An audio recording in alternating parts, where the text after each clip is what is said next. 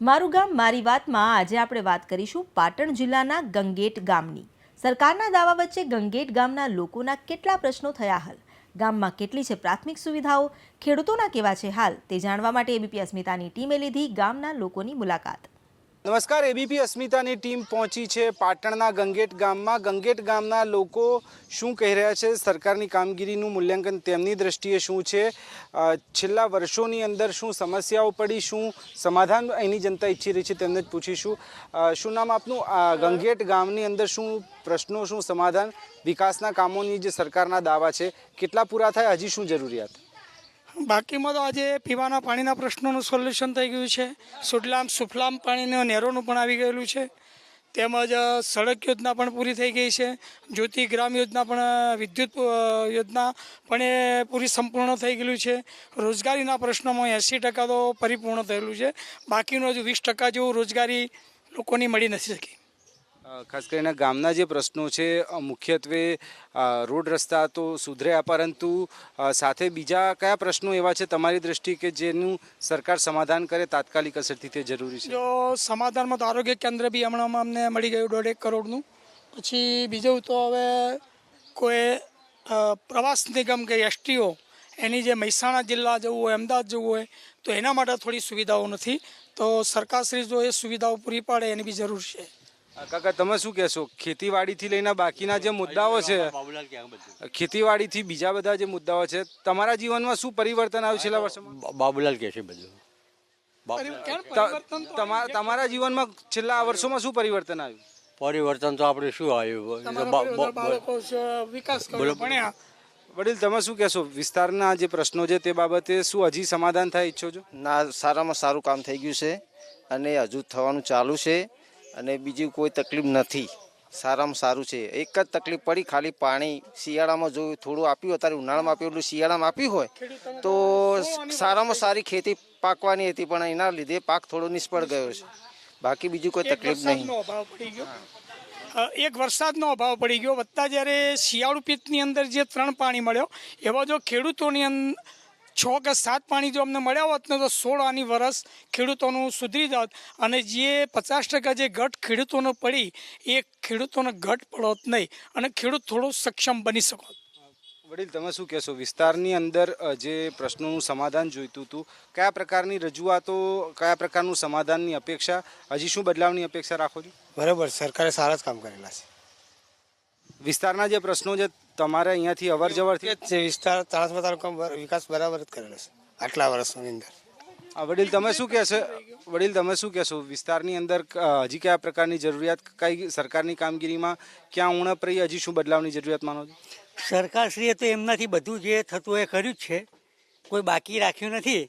એમને સારી એવી મહેનત કરી છે મોદી સાહેબે, જે રીતે દેશમાં બી આગળ કામ કરે છે, ને અમે તો હજી એમને લીડથી લાવવાના છે, અને હજી બી આગળ કામ વધારે સારા કરે એવી અમારી શુભેચ્છા છે એમને। રાજ્ય સરકારની વાત કરીએ તો છેલ્લા 22 વર્ષથી વધારે સમયથી ભારતીય જનતા પાર્ટીનું શાસન છે।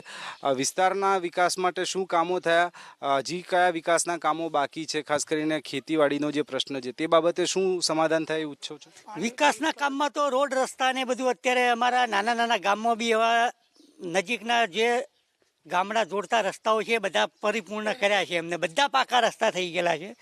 બીજું આ પીવાનો પાણીનો પ્રશ્ન છે ને, એ નર્મદાનું અમારે સોલ્વ થઈ ગયેલું છે, પણ આ થોડુંક ખેડૂતનું વચ્ચે હમણાં ઉકાઈ ડેમનું કે જે થોડુંક નર્મદાનું પાણીની તકલીફ પડી, એ થોડીક તકલીફ પડી છે, બાકી કોઈ બીજી કોઈ તકલીફ છે નહીં। એમને પૂરી એવી મહેનત કરી છે અને સારી એવી અમારી એ પ્રગતિ થઈ છે અને દેશનો એ વિકાસ કર્યો છે। ખાસ કરીને પાક વીમો છે એ સૌથી મહત્વનો પ્રશ્ન છે, લોકો ફરિયાદ કરે છે કે પાક વીમો નથી મળ્યો। પાક વીમો હજી ચાલુ છે, અમુક જે અમારે જે અહીંયા પેલી જે પાક નિષ્ફળ ગયાનું તો એ લગભગ બધાને આવી ગયું છે, પણ આ 2,000 રૂપિયા જે આપવાનું જે જાહેરાત કરી છે એ બી થોડું ઘણું હજુ ચાલુ જ છે, પણ આ ચૂંટણીના કામના હિસાબે કદાચ થોડું ઘણું અટવાયું છે, પણ એ બી એમને પૂરી પ્રયત્ન કરે જ છે, એ બી લોકોના અત્યારે ખાતામાં ચાલુ થઈ જ ગયેલા છે, એટલે કોઈ અમારે તકલીફ। તમે શું કહેશો પાક વીમાનો જે પ્રશ્ન છે બાબતે? એ પાક વીમામાં લગભગ લોકોના 50% જેવા પૈસા લોકોના આવી ગયેલા છે, અને જે લોકોના બાકી છે એ હજુ આવ્યા જાય છે, અને એ લોકોને ટૂંક સમયમાં એ પણ પૈસા લોકોને મળી જશે એમ।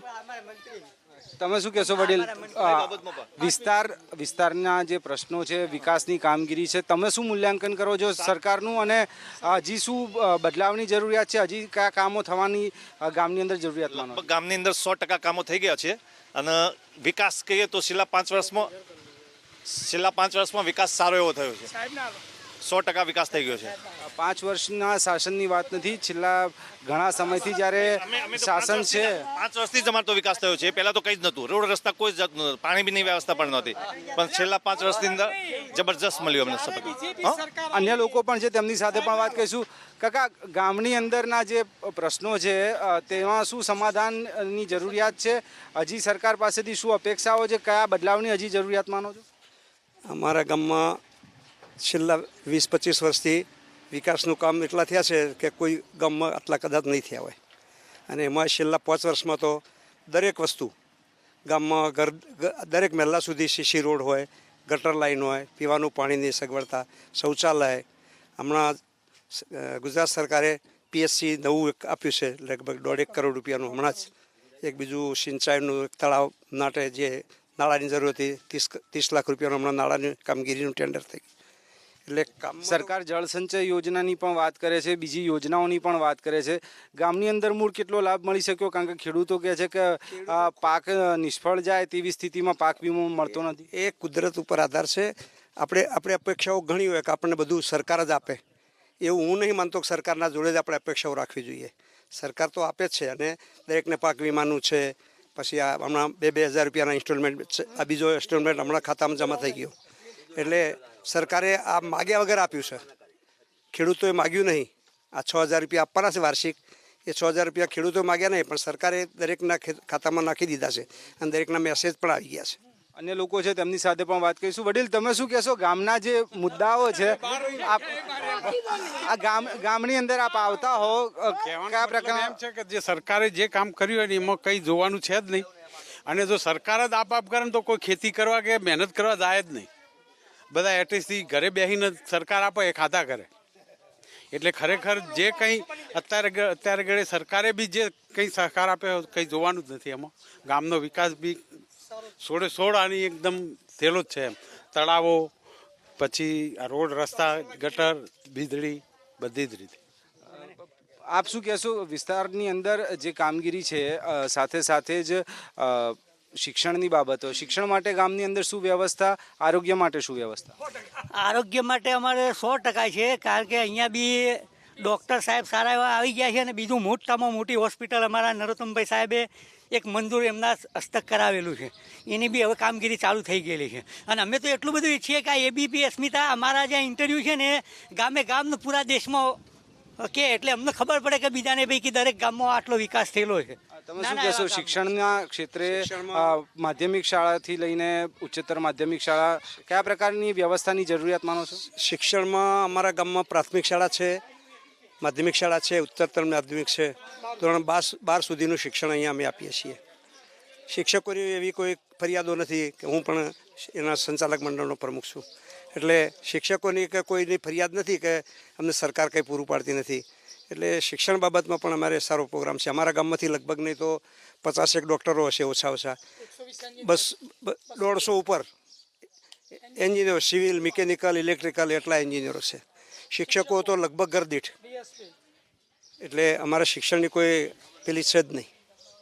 આગામી સમયમાં કયા પ્રકારની કામગીરી થાય ઈચ્છો છો? ક્ષમા ગામ માટે હજી શું વધારે કામગીરી થાય એવું ઈચ્છો છો?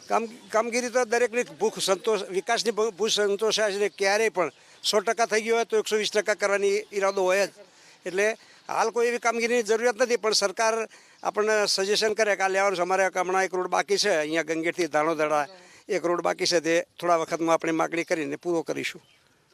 ક્યાંક ને ક્યાંક ગંગેટ ગામના લોકો કહી રહ્યા છે કે વિકાસની જે કામગીરી છે ગામમાં પૂરજોશમાં થઈ અને હજી પણ જે પણ સરકારી યોજનાઓનો લાભ મળી અને ગામના લોકોને વિકાસનો ફાયદો મળી શકતો હશે તો તે માટેના પણ પૂરતા પ્રયાસો થશે. ગામ લોકો માટે શિક્ષણ હોય, રોજગાર હોય, તમામ બાબતે જે પ્રયાસો છે તે યોગ્ય થઈ રહ્યા હોવાનો ગામ લોકોનો દાવો છે. ત્યારે આગામી સમયમાં પણ આ જ પ્રકારની કામગીરી સરકાર કરે તેવી ગામ લોકો આશા રાખી રહ્યા છે. કેમેરામેન પ્રદીપ સાથે તેજસ મહેતા, એબીપી અસ્મિતા, પાટણ. તો ત્યાર બસ આટલું જ. વધુ સમાચારો માટે આપ જોતા રહો આપણી ચેનલ એબીપી અસ્મિતા.